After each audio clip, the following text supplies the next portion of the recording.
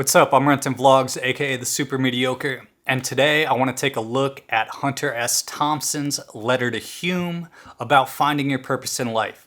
And if you're a photographer, a videographer, a creative, this is a letter that I think can help provide a new perspective or perspective on why you do what you do or why we do what we do in trying to achieve goals, trying to build certain things, trying to swim towards the unknown, essentially. And I know a lot of people are aware of this letter, and a lot of people are aware of who Hunter S. Thompson is, but a lot of people are not as well.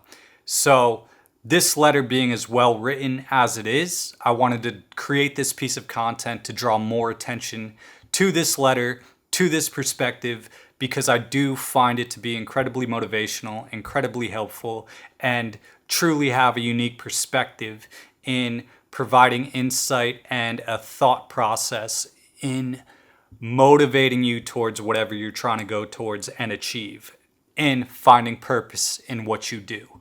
So if you're not familiar with Hunter S. Thompson, he's one of the best writers of all time, in my opinion. And in terms of the idea of living your life how you want to live your life, he's somebody that truly did that. Now, I'm not saying you have to agree with how he chose about living his life the way he chose to, but I think it's unquestionable that he is a phenomenal writer and has written some of the best things that exist on paper today. So check out his works. He's got lots of books, lots of articles, lots of letters. This one in particular, I think, is a standout. And the voice that is going to read through the words is created by AI. It is not Hunter S. Thompson's actual voice. And yeah, so enjoy these words. Think about it. Listen to it. It's a phenomenal letter. The photography is just a bunch of random photos I threw together to make it a little more interesting and provide a little more of an idea of the randomness of life and the different pathways that we ultimately choose to land us where we end up or to continue to progress from where we're going. So yeah, Hunter S. Thompson's letter to Hume about finding your purpose in life. Dear Hume, you ask advice. What a very human and very dangerous thing to do. For to give advice to a man who asks what to do with his life implies something very close to egomania.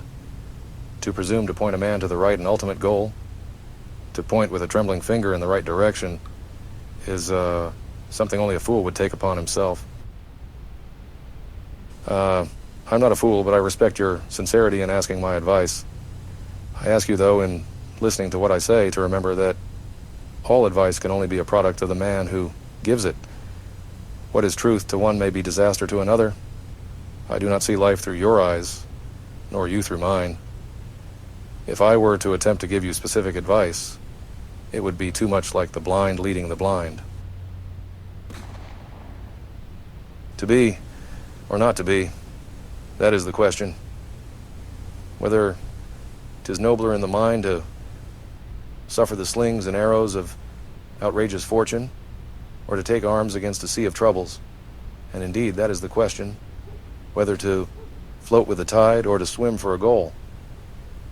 It is a choice we must all make, consciously or unconsciously, at one time in our lives. So few people understand this. Think of any decision you've ever made which had a bearing on your future. I may be wrong, but I don't see how it could have been anything but a choice, however indirect, between the two things I've mentioned, the floating or the swimming. But why not float if you have no goal? That is another question. It is unquestionably better to enjoy the floating than to swim in uncertainty. So how does a man find a goal? Not a castle in the stars, but a real intangible thing. How can a man be sure he's not after the big rock, candy mountain, the enticing sugar candy goal that has little taste and no substance? The answer, and in a sense, the tragedy of life, is that we seek to understand the goal and not the man. We set up a goal which demands of us certain things, and we do these things. I mean, we adjust to the demands of a concept which cannot be valid. When you were young, Let us say that you wanted to be a fireman. I feel reasonably safe in saying that you no longer want to be a fireman. Why? Because your perspective has changed. It's not the fireman who has changed, but you. Every man is the sum total of his reactions to experience. As your experiences differ and multiply, you become a different man, and hence your perspective changes. This goes on and on. Every reaction is a learning process. Every significant experience alters your perspective. So, it would seem foolish, would it not, to adjust our lives to the demands of a goal we see from a different angle every day? How could we ever hope to accomplish anything other than galloping neurosis? The answer then must not deal with goals at all, or not with tangible goals. Anyway, it would take reams of paper to develop this subject to fulfillment. God only knows how many books have been written on the meaning of man and that sort of thing. And God only knows how many people have pondered the subject. I use the term God only knows purely as an expression. There's very little sense in my trying to give it up to you in the proverbial nutshell, because I'm the first to admit my absolute lack of qualifications for reducing the meaning of life to one or two paragraphs. I'm going to steer clear of the word existentialism, but you might keep it in mind as a key of sorts. You might also try something called Being in Nothingness by Jean-Paul Sartre, and another little thing called existentialism. From Dostoevsky to Sartre, these are merely suggestions. If you're genuinely satisfied with what you are and what you're doing, then give those books a wide berth. Let sleeping dogs lie. But back to the answer. As I said, to put our faith in tangible goals would seem to be, at best, unwise. So we do not strive to be firemen, we do not strive to be bankers, nor policemen, nor doctors. We strive to be ourselves.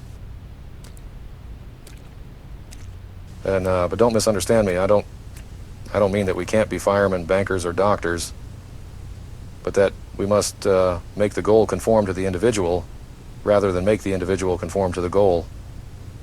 In every man, heredity and environment have combined to produce a creature of certain abilities and desires, including a deeply ingrained need to function in such a way that his life will be meaningful. A man has to be something. He has to matter. As I see it then, the formula runs something like this. A man must choose a path which will let his abilities function at maximum efficiency toward the gratification of his desires. In doing this, he is fulfilling a need, giving himself identity by functioning in a set pattern toward a set goal. He avoids frustrating his potential by choosing a path which puts no limit on his self-development, and he avoids the terror of seeing his goal wilt or lose its charm as he draws closer to it. Rather than bending himself to meet the demands of that which he seeks, he has bent his goal to conform to his own abilities and desires. In short, he has not dedicated his life to reaching a predefined goal, but he has rather chosen a way of life he knows he will enjoy. The goal is absolutely secondary. It is the functioning toward the goal which is important. And it seems almost ridiculous to say that a man must function in a pattern of his own choosing.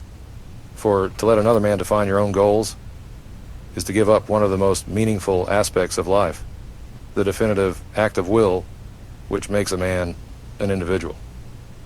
Let's assume that you think you have a choice of 8 paths to follow, all predefined paths, of course, and let's assume that you can't see any real purpose in any of the 8. Then, and here is the essence of all I've said, you must find a 9th path. Naturally, it isn't as easy as it sounds. You've lived a relatively narrow life, a vertical rather than a horizontal existence, so it isn't any too difficult to understand why you seem to feel the way you do. But a man who procrastinates in his choosing will inevitably have his choice made for him by circumstance. So if you now number yourself among the disenchanted, then you have no choice but to accept things as they are, or to seriously seek something else. But beware of looking for goals. Look for a way of life. Decide how you want to live, and then see what you can do to make a living within that way of life. But you say, I don't know where to look. I don't know what to look for. And there's the crux. Is it worth giving up what I have to look for something better? I don't know. Is it? Who can make that decision but you? But even by deciding to look, you go a long way toward making the choice. If I don't call this to a halt, I'm going to find myself writing a book. I hope it's not as confusing as it looks at first glance. Keep in mind, of course, that this is my way of looking at things. I happen to think that it's pretty generally applicable, but you may not. Each of us has to create our own credo. This merely happens to be mine. If any part of it doesn't seem to make sense, by all means, call it to my attention. I'm not trying to send you out on the road in search of Valhalla, but merely pointing out that it is not necessary to accept the choices handed down to you by life as you know it. There's more to it than that. No one has to do something he doesn't want to do for the rest of his life. Then again, if that's what you wind up doing, by all means convince yourself that you had to do it. You'll have lots of company, and that's it for now. Until I hear from you again, I remain your friend, Hunter. So I'd love to know what you think about that letter, what you think about that perspective. If you're creative, a videographer, a photographer, what things helped you progress towards your goal? What types of advice have you been given, or what type of advice do you like to give as a creative to other creatives to help motivate them to achieve what they ultimately want? So let me know in the comments, be it some type of advice or some type of thing or opinion you have about that letter. I'd love to know. Anyways, I have a few projects in the works. Some I can't talk about just yet until I'm given the green light to talk about it publicly. But yeah, some exciting stuff on the way. I hope you enjoyed the videos with the comedians that I released. I will be putting out a few more of those, and then we'll transition those over to a separate channel that I'll link out to and whatnot. But if you like those videos, let me know in the comments of those videos. And the video about why I love cameras and why I think cameras are cool, that showcases my usage of cameras over the past 10, 20 years, that's still in the works. I had to set up a 15-year-old computer because Adobe no longer allows you to capture and log footage from mini DV tapes, which I didn't know. Thanks, Adobe, you're doing great. Also, your 25.2 update destroyed a few projects, and every time I try to upload an R3D LUT, immediately crashes the program. So, appreciate that. But yeah, also I linked down below to some of Hunter S. Thompson's books. Check them out if you haven't read them. Highly recommend them. I also have a number of videos that I'm wrapping up that should be released soon, and I'll do more check-ins now that I'm past surgery. And my face doesn't look like a squirrel with his mouth full of nuts, you know? And couldn't really speak for about 10 days roughly. But I'm better now. Anyways, yeah. Hope you enjoyed that letter. Hope you enjoyed this video. Just a quick check-in. And like I said, I wanted to share that and make sure more people are aware of that letter, that perspective, because I do think it is one of the best, most well-written pieces of content that is incredibly motivational and can help provide perspective on finding your purpose in life, especially within a creative world.